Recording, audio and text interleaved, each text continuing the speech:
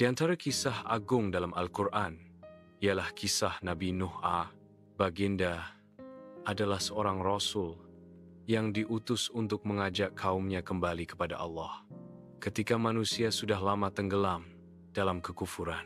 Bahagian 1. Dakwah Nabi Nuh. 40.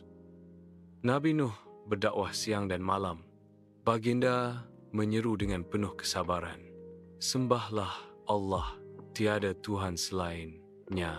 Tetapi kaumnya menutup telinga, mengejek, bahkan menuduh baginda gila.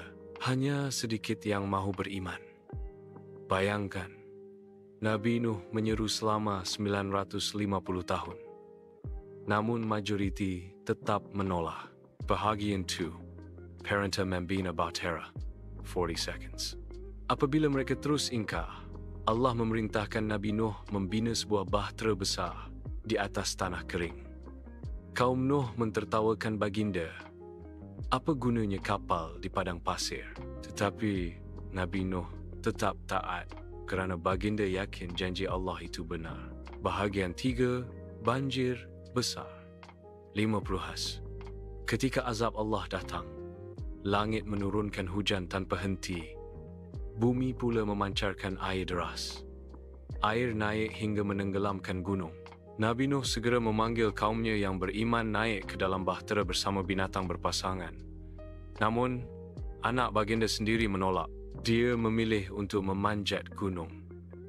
Tetapi ombak besar menenggelamkannya. Inilah ujian berat bagi seorang ayah dan Nabi. Bahagian 4. Keselamatan orang beriman. 30. Bahtera Nuh berlayar di atas banjir besar selama berbulan-bulan. Akhirnya, air mulai surut dan bahtera itu berhenti di Bukit Judi. Semua orang beriman terselamat, sementara kaum yang ingkar musnah.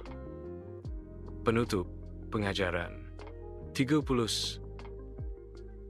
Kisah Nabi Nuh mengajar kita bahawa kesabaran dan ketaatan kepada Allah pasti membawa keselamatan.